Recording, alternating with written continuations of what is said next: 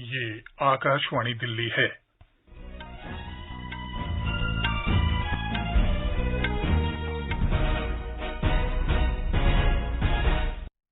मुख्य समाचार। दिल्ली सरकार ने शहर के विभिन्न इलाकों में करीब 23 किलोमीटर लंबी ट्रंक सीवर लाइनों की सफाई की परियोजना को मंजूरी दी। दिल्ली नगर निगम ने अपने अधीन अस्पतालों में बेहतर प्रबंधन के लिए प्राथमिक उपचार समिति के गठन को मंजूरी दी। दिल्ली की एक अदालत ने आबकारी घोटाले से जुड़े भ्रष्टाचार के एक मामले में दिल्ली के पूर्व उप मुख्यमंत्री मनीष सिसोदिया की न्यायिक हिरासत 2 जून तक बढ़ा दी है। केंद्रीय माध्यमिक शिक्षा बोर्ड सीबीएसई ने 10वीं और 12वीं कक्षा की परीक्षा परिणाम घोषित कर दिए हैं। प्रधानमंत्री नरेंद्र मोदी ने परीक्षा पास करने वाले विद्यार्थियों को बधाई दी है। केंद्रीय प्रत्यक्ष कर और सीमा शुल्क बोर्ड ने जीएसटी रिटर्न्स के लिए ऑटोमेटेड रिटर्न जांच मॉड्यूल तैयार किया है।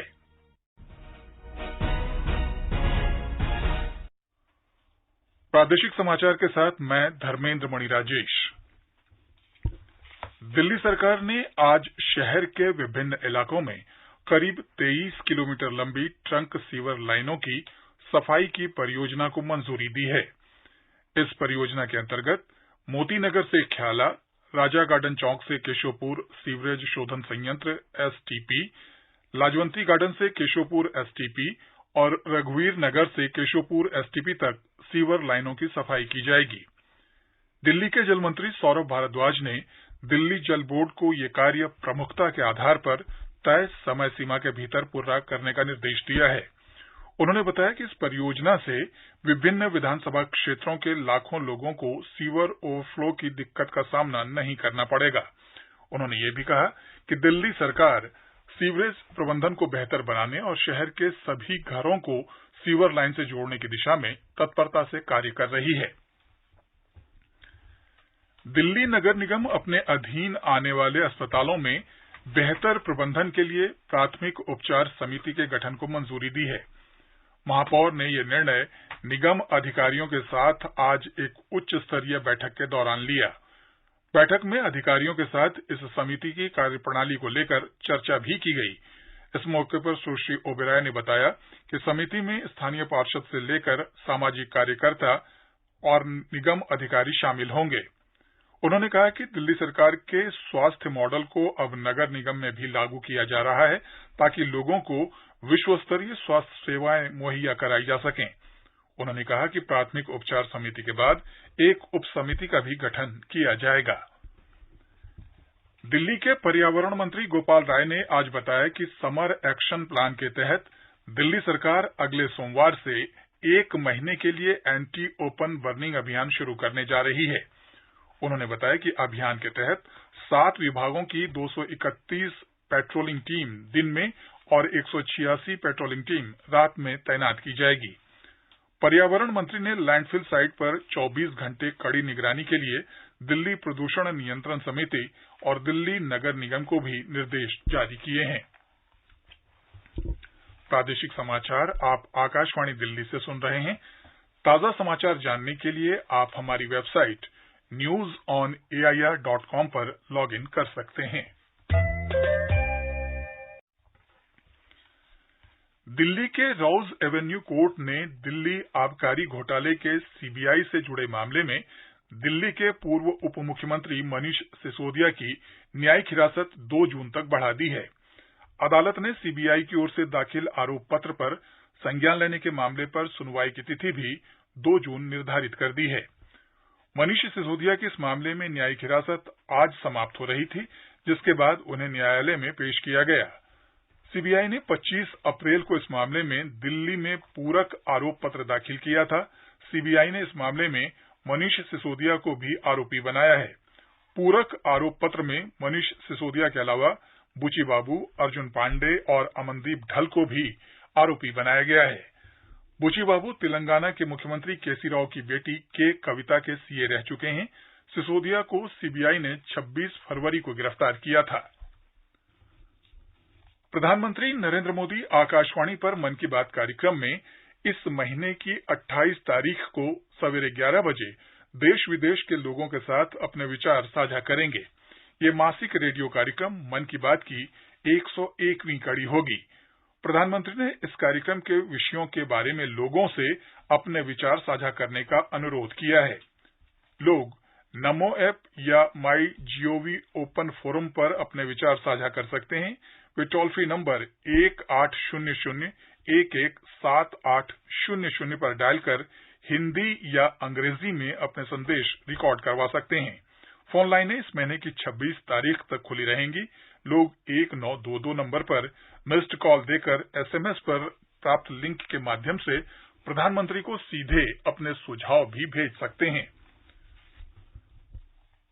प्रादेशिक समाचार आप आकाशवाणी दिल्ली से सुन रहे हैं। ताजा समाचार जानने के लिए आप हमारी वेबसाइट newsonair.com पर लॉग इन कर सकते हैं।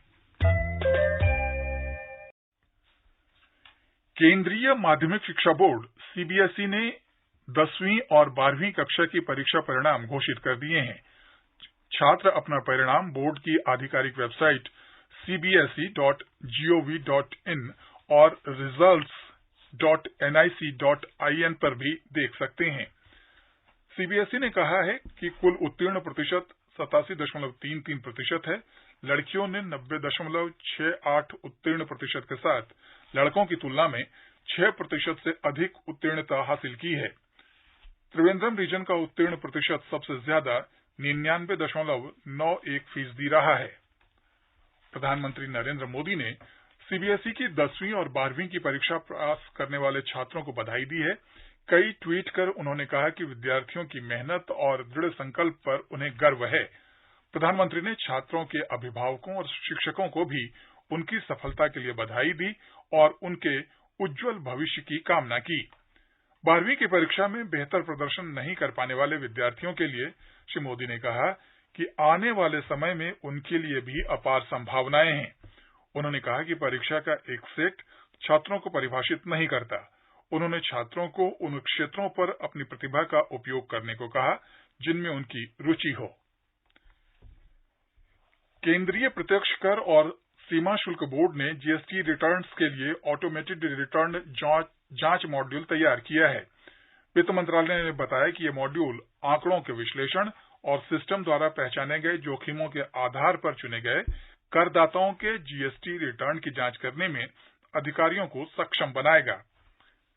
इससे कर अधिकारियों को रिटर्न की विसंगतियों का पता चलता है। ये विसंगतियों की जानकारी देने के लिए GSTN कॉमन पोर्टल के माध्यम से अधिकारियों को करदाताओं से संपर्क करने का रास्ता उपलब्ध कराता है। मंत्रालय ने बताया कि इस मॉड्यूल का कार्यान्वयन वित्त वर्ष 2019-20 के लिए GST रिटर्न की जांच से आरंभ होगा। नागरिक उड्डयन महानिदेशालय DGCA ने 27 फरवरी की दिल्ली दुबई एयर इंडिया उड़ान घटना से संबंधित सुरक्षा मुद्दे को तुरंत और प्रभावी ढंग से लागू नहीं करने के लिए एयर इंडिया पर 30 लाख रुपए का जुर्माना लगाया है। इस घटना में विमान के पायलट ने DGCA के नियमों का उल्लंघन करते हुए उड़ान के दौरान एक दोस्त को कॉकपिट में प्रवेश की अनुमति दी थी। DGCA ने पायलट का लाइसेंस 3 महीने के लिए रद्द कर दिया है। दिल्ली कांग्रेस ने दिल्ली सरकार से अनुरोध किया है कि वह उच्चतम न्यायालय द्वारा मिले प्रशासनिक अधिकार का इस्तेमाल अधिकारियों के तबादले करने के बजाय अस्थायी कर्मचारियों को नियमित करने में करे। आज एक प्रेस वार्ता में पार्टी के संचार विभाग के अध्यक्ष अनिल भारद्वाज ने उच्चतम न्यायालय के इस निर्णय का स्वागत करते हुए कहा कि दिल्ली सरकार के अधिकारों के संबंध में यह निर्णय लोकतंत्र व्यवस्था को और मजबूत करेगा। राजधानी में आज मौसम सामान्य बना रहा। आज का अधिकतम तापमान 42.5 डिग्री सेल्सियस, वहीं न्यूनतम तापमान 19.3 डिग्री सेल्सियस दर्ज किया गया। मौसम विभाग के अनुसार अगले 24 घंटे के दौरान दिल्ली और आसपास के क्षेत्रों में धूल भरी आंधी चलने की संभावना है। वहीं कल का अधिकतम तापमान 43 डिग्री सेल्सियस और न्यूनतम तापमान 20 डिग्री सेल्सियस के आसपास रहने का अनुमान है। आज अंतर्राष्ट्रीय नर्स दिवस है। प्रत्येक वर्ष 12 मई को आधुनिक नर्सिंग की संस्थापक फ्लोरेंस नाइटिंगेल के जयंती के उपलक्ष्य में यह दिवस मनाया जाता है। यह रोगियों के कल्याण, सुरक्षा और स्वास्थ्य लाभ के लिए हमारे सभी चिकित्सा संस्थानों में डॉक्टरों के साथ साथ नर्सों द्वारा निभाई गई महत्वपूर्ण भूमिका की याद दिलाता है। यह दिन बहादुर और मेहनती पेशेवरों के प्रति आभार व्यक्त करने के लिए प्रोत्साहित करता है। इस वर्ष अंतर्राष्ट्रीय नर्स दिवस की थीम हमारी नर्सें हमारा भविष्य है। दिल्ली की शिक्षा मंत्री आतिशी ने आज दिल्ली सरकार के पूसा स्थित औद्योगिक प्रशिक्षण संस्थान ITI का दौरा किया। इस दौरान उन्होंने संस्थान में विभिन्न कौशल पाठ्यक्रमों की प्रयोगशालाओं का निरीक्षण किया और वहां मौजूद छात्रों के साथ चर्चा भी की। छात्रों ने शिक्षा मंत्री को बताया कि संस्थान द्वारा कौशल प्रशिक्षण प्राप्त कर ये पारंपरिक स्नातक पाठ्यक्रमों के मुकाबले अधिक आत्मविश्वास महसूस कर रहे हैं। इस मौके पर सुश्री आतिशी ने कहा कि ITI जैसे संस्थान छात्रों को 21वीं सदी के अनुरूप कौशल प्रशिक्षण प्रदान कर आधुनिक बाजार की जरूरत को बड़ी बखूबी के साथ पूरा कर रहे हैं। भारतीय दूरसंचार नियामक प्राधिकरण ट्राई ने वाणिज्यिक दूरसंचार विनियम 2018 के तहत व्हाट्सएप मैसेज के दुरुपयोग को रोकने के लिए प्रदाताओं को निर्देश जारी किए हैं।